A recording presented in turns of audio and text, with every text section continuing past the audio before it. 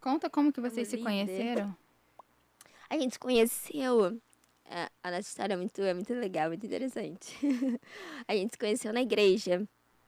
Sendo que o Gabriel, ele mora ali perto da nossa igreja. Sendo que ele frequentava uma igreja muito distante, que é a igreja do avô dele. O avô é pastor. E a igreja é em Ilha de Guaratiba, então é distante. É distante da onde a gente mora e de onde é a nossa igreja hoje. Então, ele foi levantado a líder dos jovens na igreja do avô dele. Então, ele era de lá. Sendo que às vezes não conseguia ir, por ser muito distante. E ele não conseguia ficar longe da igreja. E ele ia visitar a minha igreja. Então, a primeira vez, não sei se foi a primeira vez, mas uma das primeiras vezes que ele foi visitar a minha igreja, eu convidei. Sempre final de culto, eu começo a convidar todo mundo pra morar em mim. Ainda mais em culto de jovem. E eu lembro que ele apareceu e eu fui e convidei. Ele tava no meio dos meninos, eu nunca tinha visto, mas eu fui lá e convidei pra morar em mim. Ele falou que daquele dia ali foi o dia que ele se apaixonou. Foi a minha primeira vista. Mas eu só convidei mesmo. E ele passou aí no Mora em Mim, a frequentar o Mora em Mim todo mês.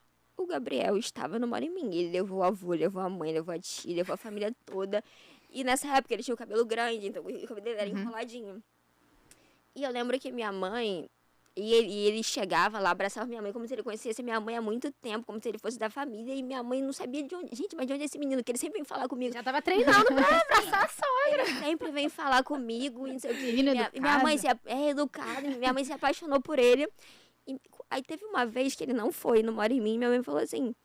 Débora, cadê aquele menino que tem um cabelo de anjinho? Aí eu... Mãe, que menino? Quem é esse? Aí ela... Que sempre vem aqui, que traz o avô, que traz a família. Ela, não sei o que, é o Gabriel. Eu falei, mãe, mas eu não sei dele, eu não sei. Então ela sentiu falta. A vez que ele ia todo mês, a vez que ele não foi, ela sentiu falta dele. E ela sempre falava dele, falando, Débora, mas esse menino ele é muito bonito. Débora, esse menino é um menino de Deus. E teve um dia que ele deu uma palavra lá, que contou um testemunho. E ela sempre falando dele, mas... Passou um tempo, ele me chamou pra cantar na igreja do avô dele. E eu fui lá em Pedra de Guaratiba cantar. Chegou lá, ele falou que eu estava ministrando. Isso ele me contando bem depois, né? Ele falou que eu estava ministrando e quando eu desci do altar, Deus falou com ele. Deus falou assim pra ele: eis aí a tua esposa que eu tenho preparado pra ti. E ele foi e falou que guardou essa palavra. Até então ele falou assim, eu te achava muito bonita, mas nunca orei, nunca... Depois que ele falou que recebeu essa palavra, ele falou assim, então eu vou orar. Ele passou um ano orando em cima dessa... ano? Um ano em cima dessa palavra. E você não... Nada. Nada, era uma pessoa... Eu quase não via ele ia lá na minha igreja de vez em quando, porque ele era de outra igreja.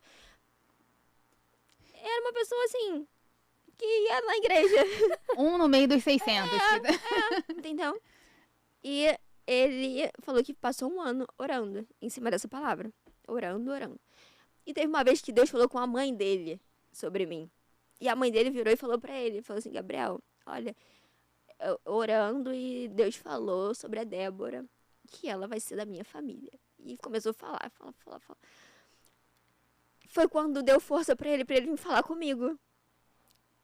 E ele me... Um ano, que bom que ela deu essa E força. ele me mandou uma mensagem. Mas foi uma mensagem aleatória, porque eu não tinha muito contato com ele, eu não falava muito com ele, E ele me mandou e falou assim, olha... Oi, sumida. Falou assim, olha, você é diferente das outras mulheres, que não sei o quê, né? E eu sinto algo muito especial por você. E foi falando. Eu olhei... Vocês nunca tinham saído, nada, ele já... Nada. Mas isso ele já Ele orando já- há um ano. Ele orando, Ele já sabia que era eu. Ele já tinha certeza. Só você não sabia. Eu não sabia. E nem queria. É engraçado, porque depois que ele mandou a mensagem, eu fiquei com raiva de mim. Eu falei assim, gente, em qual momento eu dei a entender pra esse menino que ele poderia falar, que sente alguma coisa por mim? Será que... Eu fiquei com raiva de mim. Eu falei assim, não. Eu fiquei um dia... tipo assim, eu li a mensagem e não respondi. Eu ignorei. E ele falou que aquilo foi o pior dia pra ele, porque ele tá ali aguardando alguma coisa. Aí no dia seguinte eu falei, quer saber, eu vou responder esse menino aqui. E respondi, eu falei assim, olha, Gabriel, eu gosto de ser muito clara com relação a essas coisas, ser muito sério com relação ao sentimento das pessoas. Eu queria dizer que o meu coração ele tá guardado em Deus. E assim, eu espero que Deus cuide do seu coração também. Foi dessa forma. Espero que Deus cuide do seu coração. Então, não, você também é um menino diferente. Você é um menino muito especial, mas é isso. Aí, pra ele, aquilo dele foi o fim. Ele chegou em casa e brigou com a mãe, porque falou que ela errou. Falou que Deus errou. E ele. E passou um tempo, assim, e às vezes que ele ia lá, ele ia muito pouco na minha igreja, mas às vezes que ele ia, ele não conseguia mais me olhar. Ele passava com a cabeça baixa. Nem eu também ia ter coragem de te olhar, né? Ele baixava a cabeça, assim, ele... E eu, porque ele sempre, quando ele me via, ele era muito simpático. Ele apertava minha mão, ele ria, ele perguntava como é que eu tava, e sempre muito pra cima. Depois disso, ele era outra pessoa, muito... E sempre cabisbaixo, quando me via, cabisbaixo. Mas eu também não tinha contato. Quando... aí passou um tempo, fomos pra uma viagem de uma amiga nossa em comum, que é da nossa igreja, e ela foi fazer aniversário e foi pra uma casa. E quando eu cheguei, ela foi na frente com a família dela. E quando eu cheguei na casa, isso eu já não falava com ele, já tinha alguns meses, algum tempo. Então eu não sabia dele. Quando a gente chegou na casa, quem tava lá? Ele.